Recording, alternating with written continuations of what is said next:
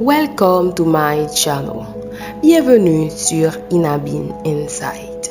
Aujourd'hui, je vais te partager les idées clés du livre Identité du travail d'Herminia Ibarra, un guide essentiel pour ceux et celles qui sentent que leur rôle actuel ne reflète plus qui ils sont vraiment. Moi, c'est Inabin et sur Inabin Insight, on explore ces espaces invisibles entre l'ombre et la lumière pour mieux se comprendre, s'aimer et se retrouver. Tu sens que tu es en train de changer, mais tu ne sais pas comment réinventer ta place professionnelle? Alors, cette vidéo est pour toi. Parfois, on ne se reconnaît plus au travail et pourtant, on n'a pas encore trouvé le prochain rôle à jouer. C'est dans cet entre-deux que commence le message d'Herminia Ibarra. Dans Identité de travail, Herminia Ibarra ne donne pas des recettes rapides. Elle raconte un processus, un cheminement identitaire. Ce livre s'adresse à ceux qui se questionnent sur leur place, leur mission, leur avenir professionnel. Et il propose une idée forte. Ce n'est pas en réfléchissant qu'on devient quelqu'un d'autre. C'est en expérimentant. Changer de trajectoire ne vient pas de l'intérieur vers l'extérieur, mais souvent de l'extérieur vers l'intérieur. On agit, on teste, on observe et peu à peu, on devient. Voici 3 révélations profondes tirées de ce livre qui peuvent transformer ta manière d'évoluer et surtout de réfléchir. 1. On ne trouve pas sa nouvelle identité en y pensant. La majorité des gens attendent de savoir qui ils sont vraiment avant d'agir, mais cette clarté n'arrive jamais si on ne bouge pas. Ce que montre Herminia Ibarra, c'est que la pensée suit l'action. C'est dans les expériences nouvelles, les rôles provisoires, les projets pilotes qu'on découvre des parties inconnues de soi.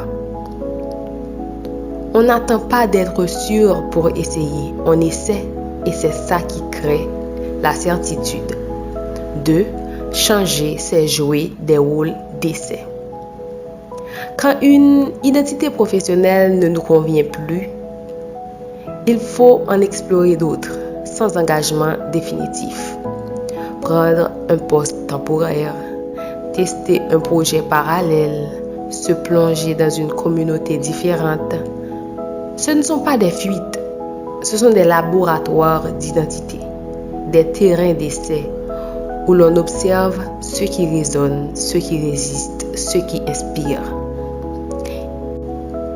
Et dans ces tentatives, l'ancien nous quitte et le nouveau commence à apparaître. 3. L'authenticité se construit. Elle n'est pas figée. On croit souvent que rester soi-même, c'est ne jamais changer.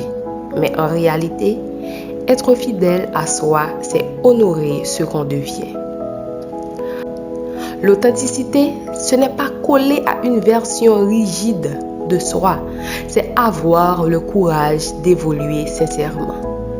Oui, au début, on se sent parfois faux, pas à notre place, mais ce malaise est le prix de la croissance.